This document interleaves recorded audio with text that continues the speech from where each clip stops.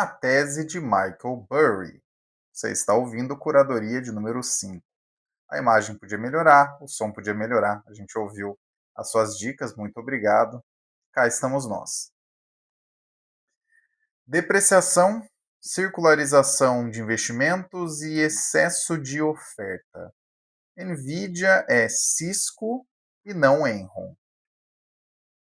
Quem é Michael Burry, para começo de conversa? Para você que não sabe, Michael Burry ficou muito conhecido após ter participado aí de um grupo de investidores que, no pré-crise de 2008, apostou contra o mercado imobiliário americano, o que é muito bem descrito em documentários como Inside Job, que ganhou o Oscar de melhor documentário em 2011, e também no filme muito famoso, onde há um personagem que seria ele, no caso, né, representando o Michael Burry no filme, chamado The Big Short, ou A Grande Aposta. Fica aí a recomendação para esses dois conteúdos. No momento atual, o que a gente verifica é que as empresas de tecnologia, né, as chamadas Big Techs, elas andaram muito na bolsa, né, elas subiram bastante. E boa parte desses ganhos, nos períodos mais recentes, tem a ver com declarações bastante diretas dessas mesmas empresas, dizendo-se apropriar-se em breve de um ganho muito grande de produtividade advindo da inteligência artificial, IA ou AI. Serão os termos aí que a gente vai utilizar nesse episódio. Segundo o Michael Burry, são três problemas nesse atual ciclo. Em primeiro lugar, a depreciação. E segundo a tese dele, as empresas estão esticando o prazo pelo qual afirmam que irão utilizar os processadores da NVIDIA, e isso traz um efeito contábil sobre os resultados. No final das contas, segundo a tese dele, isso mudaria os resultados dessas empresas em 176 bilhões de dólares entre 2026 e 2028.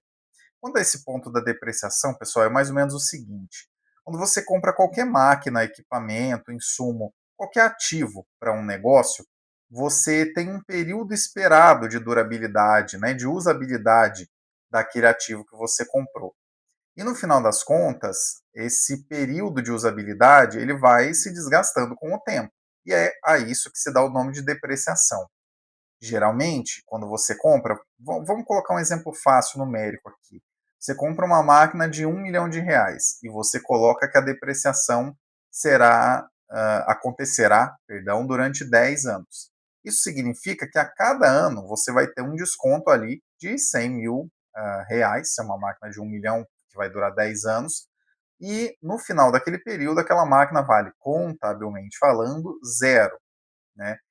E quando você tem um encurtar, ah, perdão, quando você tem um esticar desse prazo de depreciação, o que acontece é que o efeito contábil que você tem a cada ano é menor. Pensa de novo nesse equipamento aí de R$ 1 milhão. Se você tinha inicialmente que a depreciação aconteceria durante 10 anos, então seria 100 mil de depreciação todos os anos, a cada ano durante 10 anos. Se de repente você aparece dizendo, não, não, esse equipamento, na verdade, ele vai durar 20 anos. Então, essa depreciação vai passar a ser 50 mil por ano. E isso afeta o seu resultado em 50 mil por ano. É, claro que esse exemplo prosaico de um equipamento de R$ 1 milhão é muito pequeno, mas para pensar nos aportes de CAPEX que estão sendo realizados nesse setor, que são na casa de centenas de bilhões de dólares. Né? Então, aí, segundo a tese do Michael Burry, efeito de 176 bilhões de dólares entre 2026 e 2028. O segundo ponto, circularização de investimentos. A divulgação de parcerias parece ter mais valor do que a entrega de valor dessa parceria, né? E basicamente a única empresa que está vendendo tudo, né, está vendendo as pás nessa corrida do ouro é a Nvidia. Seria a Nvidia, apesar de mais recentemente aí temos aí que o Google também anunciou que está utilizando processadores próprios, tem processadores também da China, né, do Alibaba, enfim, mas essa é uma conversa para um outro momento. Esse seria o segundo ponto. Primeiro ponto, depreciação. Segundo ponto, circularização de investimentos, que é aquela imagem que vocês já devem ter visto em algum lugar de uma grande bolha se formando porque várias empresas investem de maneira cruzada entre si. E o terceiro ponto, que está na tese do Michael Burry, seria o excesso de oferta. E nesse ponto aqui que ele faz uma comparação mais direta com a Cisco. A Nvidia, e isso você pode verificar em diversas entrevistas do Jensen Huang, que é o, perdão pela pronúncia se tiver ficado esquisito, que é o CEO, né, o dono da empresa também.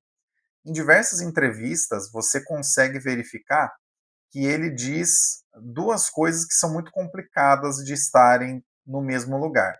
A primeira coisa, os nossos processadores são cada vez melhores, então, né, subentende-se que eles durariam mais tempo, o que aí corroboraria com aquela tese de esticar a depreciação, né? Até aí tudo bem. Só que ao mesmo tempo a Nvidia também sinaliza que fará lançamentos em prazos mais curtos. Então, é quase aquela velha história de quando você olha, você tem um celular que é do ano passado e você olha o lançamento do novo celular agora. Aí você vai ver a câmera é um pouquinho melhor, o processador é um pouquinho melhor, mas provavelmente não seria o suficiente para fazer você trocar de celular. Agora imagina isso de novo em centenas de bilhões de dólares que estão sendo alocados, levando em conta que as empresas já estão esticando a depreciação. Se as empresas estão esticando a depreciação, seja por efeito contábil, por qualquer maracutaia que você queira observar nessa direção ou não, se as empresas vão utilizar essas placas, esses processadores por mais tempo, talvez então elas não vão comprar com a mesma frequência. Então, por que, que a Nvidia lançaria em um prazo mais curto de tempo? Com tudo isso em mente, então, o Burry sinaliza que a Nvidia não seria uma Enron, né, que inclusive até recentemente o próprio Jensen Huang veio à baila aí, né, dizer não, a Nvidia não é uma Enron, o que é um negócio bizarro, né, é quase a mesma coisa, já apareceu alguém que toca uma pirâmide financeira dizendo não somos uma pirâmide financeira. Muito esquisito, mas enfim, né, cada um com a responsabilidade das suas palavras. Mas enfim, com tudo isso, com esses três pontos, o Burry sinaliza que a Nvidia não seria uma Enron, realmente concordando com o Jensen Huang falou recentemente, mas seria uma Cisco, que é uma empresa de tecnologia que sinalizava ser o Santo Graal, ou ter o Santo Graal no começo dos anos 2000, ali na época da bolha.com, e com o tempo foi perdendo espaço para a concorrência, dentre outros motivos, porque ela tinha uma margem muito grande. E no capitalismo, pessoal, se você tem uma margem muito grande, você sempre vai ter concorrência aparecendo. Se tem concorrência aparecendo, tem um aumento da oferta acontecendo. Se tem um aumento da oferta acontecendo, aquela margem cai. E aí a empresa que vale bastante na bolsa vai não valer o tanto que você está vendo que ela vale agora, né? Opinião. Curiosamente, essa voz que você está ouvindo agora tem a mesma opinião do Burry, e não é de hoje. Em setembro de 2023, maio de 2024 e em abril e maio de 2025, fora outras vezes o filtro da rede X não me conseguiu, não me permitiu encontrar, eu falei na minha conta do X ou Twitter, como você preferir, exatamente sobre essa questão com esse comparativo também. Ninguém está dizendo, pessoal, que a Nvidia é uma péssima empresa e que ela engana o mercado, mas sim que ela não vale tudo isso que está aparecendo na tela, porque em algum momento deixará de fazer sentido essas centenas de bilhões de dólares que estão sendo alocados em CAPEX, né, comprando esses processadores da Nvidia. Porque, como já conversamos no Curadoria Piloto, né, o primogênito desse novo formato, quando sair o vencedor da corrida de inteligência artificial, que provavelmente será o Google, mas isso é assunto para outro episódio, ninguém vai ficar esticando outros investimentos. Talvez os que não ganharem a corrida vão acabar alugando essas estruturas para quem sair vencedor dessa corrida. Você concorda com essa tese, tanto dessa parte da opinião quanto essa tese do Michael Burry? A mim parece fazer um tanto de sentido pelas bases em que ela foi colocada: depreciação, circularização de investimentos e excesso de oferta. Importante frisar que isso aqui que você está assistindo agora não é assistindo ou ouvindo, não é uma recomendação de investimento e também, vamos ser sinceros, é uma tese a ser acompanhada, a ser verificada ao longo do tempo. Uma das piores coisas e uma das coisas mais chatas, vamos ser muito sinceros, dos tempos atuais, é essa síndrome imediatista de quem está certo, quem está errado, vamos ver quem que disse tal coisa, apoiando tal coisa, porque eu, pelo menos, particularmente, sou bastante fã da filosofia de investimento do Warren Buffett, em que é importante olhar os fundamentos das empresas, os fundamentos de cada tese ao longo do tempo, para o longo prazo, né? E isso é mais importante, a meu ver, eu concordo muito com essa tese, do que tentar acertar a tacada premiada só para contar para os outros que você é muito inteligente. Porque, no final das contas, isso não significa nada. Buffett, inclusive, que passou mais de 60 anos crescendo com essa tese. E nesse intervalo de tempo, muita gente chegou, sumiu, e quem sobreviveu no final, inclusive se aposentou no ano de 2025, foi ele.